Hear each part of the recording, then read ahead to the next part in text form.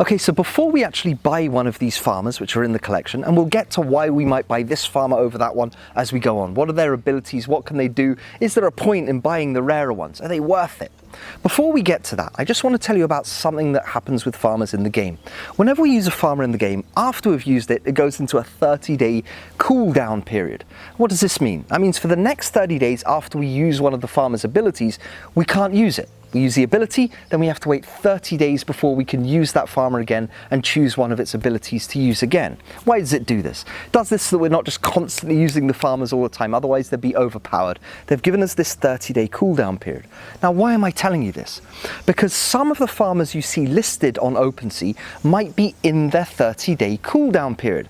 And it means you'll buy a farmer, go and try and use it in the game, and the game will tell you, no, you can't use this for another 24 days or 10 days or however long it's got left before the cooldown period's over and you can use it again. Now, how can you possibly know whether your farmer's in cooldown? Obviously, you want to buy a fresh one, which you can use straight away. Now, the team have put together a clever tool to help us to do this. So what we can do is, once you find the farmer that you're interested in, just grab its ID number.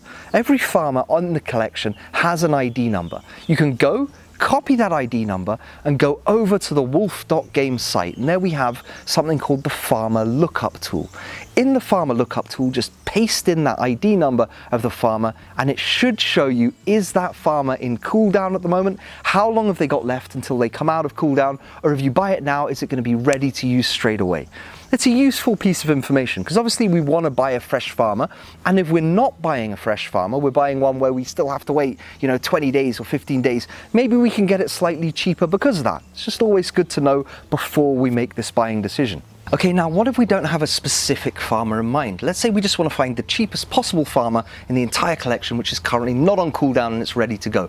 Well, this tool can help us with that too. We go back to the tool, we can see there's a drop-down menu on the left, and by default it's set to all. Now what that's doing is it's categorizing, it's listing all of the available for sale farmers in the collection, and it's showing us the cheapest ones first, all right? And it's also showing us which ones are ready to go, which ones are on cooldown, and how long they've got left on cooldown.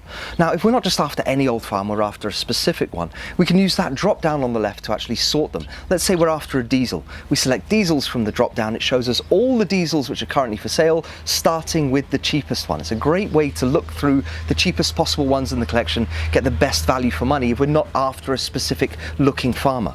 We can do this for any of the farmers. We can sort by 100 years there, or we can sort by the big daddies. We can check through the whole collection, find the best possible deals ready to go right now. So next part, what do we do with these farmers? What can they do for us in the game?